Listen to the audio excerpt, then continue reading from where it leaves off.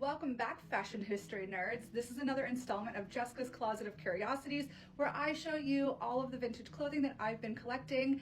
I'm a costume designer, a fashion historian. I use these as historical reference, design reference. This is what I tell my parents and my family when they ask me why I have so many clothes. Every outfit tells a story, so I thought that we would talk about this beige thing behind me. I know, it doesn't look like much on the dress form. It's not wow, but it does have a good story to it. This right here is actually a pristine example of a 1940s women's skirt suit set. This would typically be worn with some cute shoes, some nylons, and a blouse. Underneath the jacket, a little hat, and a purse, and some gloves. Okay, much better. She needed an accessory. So what is so interesting about this 1940s wool suit? There's two things that I particularly love about skirt suiting from the 1940s. The first thing is that it showcases the make do and mend philosophy of the war times. The governments were encouraging women and men to make do and mend.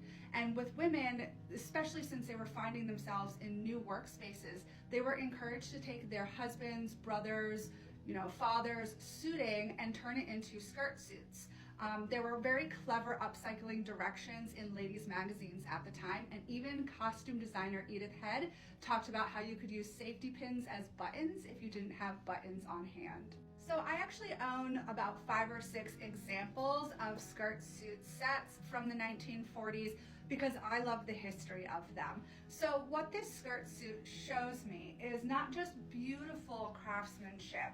The pick stitching all along the edges is a detail that was added in because this was a time of rationing. So you see the pick stitching comes in as part of a visual detail when you didn't have trims or beads or nice horn buttons. You have cloth cover buttons to bring and elevate up the garment itself.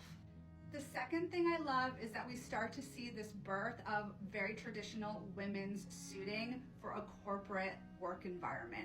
This is very much so solidified and redesigned and reimagined in the 1980s, but the 80s with the shoulder pads, and I'm wearing a 90s blazer right now, really did look back to the 1940s for inspiration for how women could dress in the corporate environment. So we're starting to see the beginning of these thoughts happen here in the 1940s.